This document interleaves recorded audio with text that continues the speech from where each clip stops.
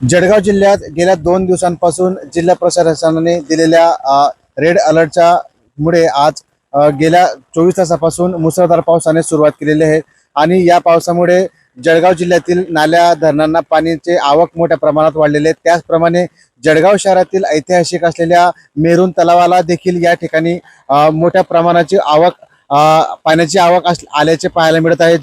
दरम्यान मेरून तलाव येथील या उगम स्थानापासून असलेल्या या धरण नाल्याला मोठ्या प्रमाणावर पाणी आल्यामुळे या ठिकाणी पाण्याची आवक मोठ्या प्रमाणावर वाढलेली असल्या कारणाने दिसून येत आहे।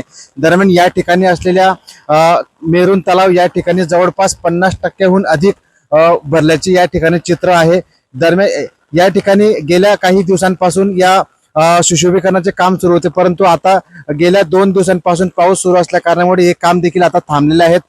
जळगाव जिल्ह्यातील अनेक धरणे आणि नाल्यांना देखील पाण्यामुळे या ठिकाणी कामे देखील ठप्प झाले आहेत, परंतु पाण्याची पातळी वाढ झाल्यामुळे परिसरातील नागरिकांना पाण्याचा जो टंचाई आणि जो भासत होती ती आता कुठेतरी थांबलेली आहे। त्यामुळे आता आगामी काळामध्ये जे पाण्याची जी टंचाई यावर मात करण्यासाठी या पाण्याचा उपयोग केला जाणार आहे।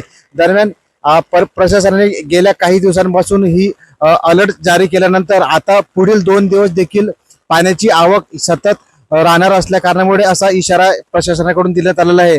तरी पुढील 2 दिवस नागरिकांनी आपल्या परिवारासह इतरांची काळजी घ्यावी असे आवाहन या ठिकाणी करण्यात आलेलं आहे।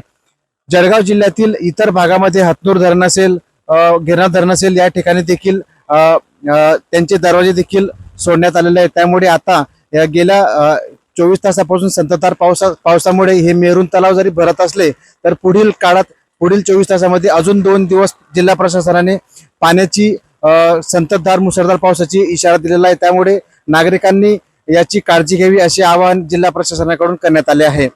जितेंद्र कोतवाल, LS मराठी, जळगाव।